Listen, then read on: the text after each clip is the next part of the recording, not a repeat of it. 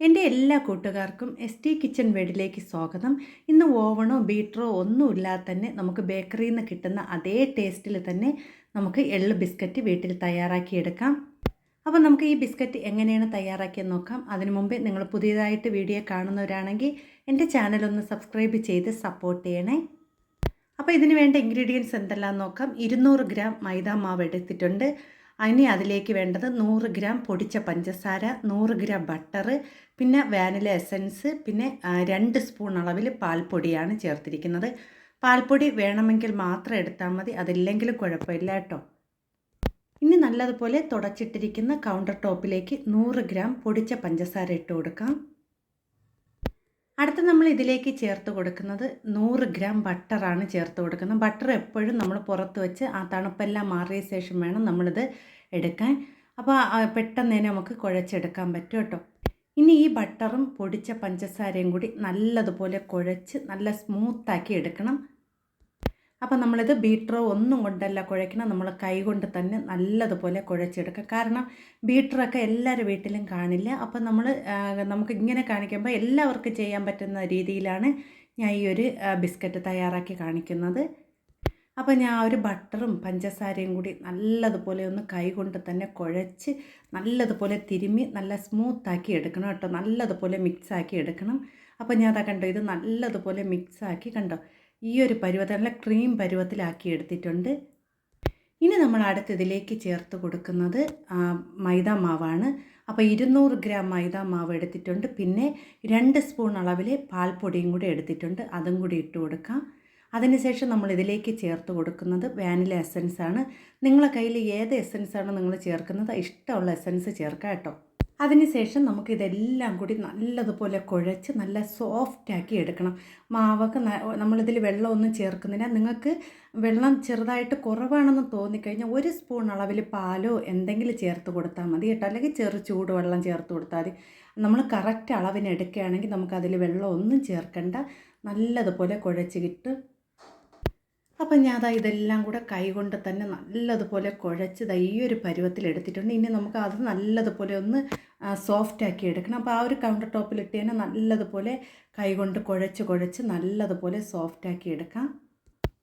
അപ്പം വളരെ പെട്ടെന്ന് തന്നെ തയ്യാറാക്കാൻ പറ്റും. നമുക്ക് വീട്ടിൽ കടയിൽ നിന്നൊക്കെ വലിയ വിലകൾ കൊടുത്തൊക്കെ നമുക്ക് ഈ ബിസ്ക്കറ്റൊക്കെ വാങ്ങിക്കുന്നതിനേക്കാളും നമുക്ക് വീട്ടിൽ ഒന്നും പേടിക്കേണ്ട, കുട്ടികൾക്കൊക്കെ നല്ല രീതിക്ക് ചെയ്ത് കൊടുക്കാൻ പറ്റിയ നല്ലൊരു ബിസ്ക്കറ്റാണ്. അപ്പം ഞാൻ ഇവിടെ കണ്ടോ നല്ലതുപോലെ സ്മൂത്താക്കി എടുത്തിട്ടുണ്ട്. കണ്ടോ, ഒട്ടും തന്നെ ഒട്ടിപ്പിടിക്കുകയോ ഒന്നും ചെയ്യുന്നില്ല. ആ ഒരു കൗണ്ടർ ടോപ്പിൽ ഒട്ടും തന്നെ ഒട്ടിപ്പിടിച്ചിട്ടില്ല. ഈ ഒരു പരുവത്തിൽ വേണം നമ്മൾ എടുക്കാൻ. അതിനുശേഷം ഇതിനെ ഒന്ന് പരത്തിയെടുക്കാം കേട്ടോ.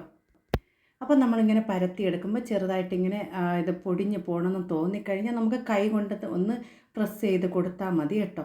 അപ്പോൾ ഞാൻ അതവിടെ നല്ലതുപോലെ പരത്തിയെടുത്തിട്ട് കട്ടിക്ക് വേണം പരത്തിയെടുക്കാൻ. നമ്മൾ നൈസായിട്ടല്ല, നല്ല കട്ടിക്ക് വേണം പരത്തിയെടുക്കാൻ. അതിന് ശേഷം നമുക്കിത് കുറച്ച് കറുത്ത എള്ള് ഇതിലേക്ക് ഇട്ട് കൊടുക്കാം. കറുത്ത എള്ള് ഇട്ട് കൊടുത്തതിന് ശേഷം നമുക്ക് കൈ കൊണ്ടൊന്ന് പ്രസ് ചെയ്ത് കൊടുത്താൽ മതി കേട്ടോ. നല്ലതുപോലെ ഒട്ടിപ്പിടിച്ചിരിക്കും. ഇനി നമുക്ക് ഇതുപോലത്തെ റൗണ്ട് കട്ടറോ അല്ലെങ്കിൽ നമ്മൾ ഹാർട്ട് ഷേപ്പിലുള്ള കട്ടറോ ഏത് ഇതായാലും, അല്ലെങ്കിൽ ഒരു ചെറിയ അടപ്പായാലും മതി കേട്ടോ. നമ്മളെ കുപ്പീരൊക്കെ അടപ്പ് ഇത് വേണമെന്ന് തന്നെ ഇല്ല, ചെറിയ കുപ്പീര അടപ്പോ അങ്ങനെ എന്തെങ്കിലും ഉണ്ടെങ്കിൽ നമുക്ക് ഇതുപോലെ ഒന്ന് റൗണ്ടിനൊന്ന് ഇതുപോലെ കട്ട് ചെയ്തെടുക്കാം കേട്ടോ. അപ്പോൾ ഞാൻ അതവിടെ ഹാർട്ട് ഷേപ്പിലുള്ള കട്ടർ വെച്ചാണ് ഇതുപോലെ കട്ട് ചെയ്തെടുക്കുക. നമുക്ക് ഇഷ്ടമുള്ള മോഡലിൽ ചെയ്യാം കേട്ടോ. അപ്പോൾ ഞാൻ ഇവിടെ എല്ലാത്തിലും ഇതുപോലെ ഒന്ന് കട്ട് ചെയ്തെടുക്കുന്നുണ്ട്. അതിനുശേഷം നമുക്ക് ഇതിനെ പതുക്കെ ഒന്ന് ഇളക്കിയെടുക്കണം കേട്ടോ. അപ്പോൾ നിങ്ങൾക്ക് ഈ വീഡിയോ കണ്ടുകൊണ്ടിരിക്കുമ്പോൾ ഇഷ്ടപ്പെടുകയാണെങ്കിൽ എൻ്റെ ചാനലൊന്ന് സബ്സ്ക്രൈബ് ചെയ്യണേ. എല്ലാവരും ഒന്ന് ലൈക്ക് ചെയ്യാൻ മറന്നു പോവല്ലേ. കുറേ ഒരു എൻ്റെ വീഡിയോയ്ക്ക് ലൈക്ക് ചെയ്യുന്നില്ല, എല്ലാവരും ഒന്ന് ലൈക്ക് ചെയ്യണേ. അപ്പോൾ ഞാൻ ഇവിടെ ബാക്കിയിരിക്കുന്ന എല്ലാം ഇങ്ങനെ ഇതുപോലെ ഒന്ന് ഇളക്കിയെടുക്കുകയാണ്. അതിനുശേഷം നമുക്ക് പതുക്കെ കട്ട് ചെയ്തത് ഇതുപോലെ ഇളക്കിയെടുക്കാം. അല്ലെങ്കിൽ നമുക്ക് ആ ഒരു കട്ടറിൽ തന്നെ പതുക്കെ ഒന്ന് പ്രസ് ചെയ്ത് നമുക്ക് എടുക്കാനും പറ്റും കേട്ടോ.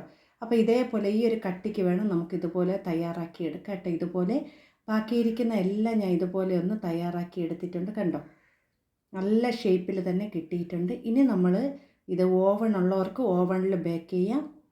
അല്ലെങ്കിൽ നമ്മൾ ഇതുപോലത്തെ പഴയ നോൺ സ്റ്റിക്കിൻ്റെ ഒക്കെ പാത്രങ്ങൾ കാണുമല്ലോ, അതൊന്ന് അടുപ്പിൽ വെച്ച് കൊടുത്തതിന് ശേഷം നമുക്കതിൽ ചെയ്യട്ടെ. അതൊരു 10 മിനിറ്റ് ഫ്രീ ഹീറ്റ് ചെയ്തതിന് ശേഷമാണ് നമ്മൾ ഓവൺ ആയാലും ഇതുപോലെ പാത്രം വെച്ച് ചെയ്യുകയാണെങ്കിൽ 10 മിനിറ്റ് ഒന്ന് ഫ്രീ ഹീറ്റ് ചെയ്യണം. അതിനുശേഷം മാത്രമാണ് നമ്മളിത് വെച്ച് കൊടുക്കുക. അപ്പം ഞാൻ ഇവിടെ ഒരു സ്റ്റീൽ പാത്രത്തിൽ ഒരു ബട്ടർ പേപ്പർ വെച്ച് കൊടുത്തതിന് ശേഷമാണ് ഞാൻ അതിലേക്ക് വെച്ച് കൊടുക്കുന്നത്. ഇനി ഞാൻ ഇവിടെ ഇതുപോലെ ഒരു ഇത് നോൺ സ്റ്റിക്ക് പാത്രത്തിൽ വെച്ച് കൊടുത്തിട്ടുണ്ട്. ഒരു വളയം ഇട്ട് കൊടുത്തതിന് ശേഷം ഇതേപോലെ തന്നെ ഞാൻ ഇവിടെ ഓവണിലും വെച്ച് കൊടുത്തിട്ടുണ്ട് കേട്ടോ.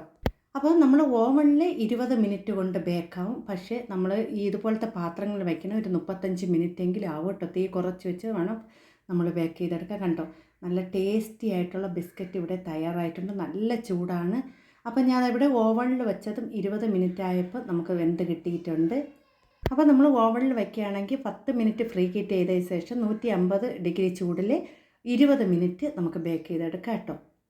അപ്പോൾ ഇവിടെ എല്ലാം തയ്യാറാക്കി എടുത്തിട്ടുണ്ട്. ഓവണിൽ വെച്ചതും തയ്യാറാക്കിയിട്ടുണ്ട്. പാനിൽ വെച്ചതും ഞാൻ വെന്തിട്ട് കിട്ടിയിട്ടുണ്ട് കേട്ടോ. അപ്പോൾ നിങ്ങളെല്ലാവരും ഒന്ന് ചെയ്ത് നോക്കണം. ഇപ്പോൾ ചൂടായതുകൊണ്ടാണ് ഇത്ര സോഫ്റ്റ് ആയിട്ടിരിക്കുന്നത്. നല്ല തണുക്കുമ്പോൾ നല്ല കടയിൽ നിന്ന് വാങ്ങിക്കുന്ന ആ ബിസ്ക്കറ്റ് പോലെ നല്ലതുപോലെ നമുക്ക് ടേസ്റ്റി ആയിട്ടുള്ള ബിസ്ക്കറ്റ് കിട്ടും. അപ്പോൾ നിങ്ങൾ ഒരിക്കലെങ്കിലും തയ്യാറാക്കി നോക്കണം. വീഡിയോ ഇഷ്ടപ്പെടുകയാണെങ്കിൽ എൻ്റെ ചാനലൊന്ന് സബ്സ്ക്രൈബ് ചെയ്ത് സപ്പോർട്ട് ചെയ്യണേ. നിങ്ങളുടെ വിലയേറിയ അഭിപ്രായങ്ങളും നിർദ്ദേശങ്ങളും എൻ്റെ കമൻറ്റ് ബോക്സിൽ കമൻറ്റായി അറിയിക്കാനും ആരും മറന്നു പോവല്ലേ.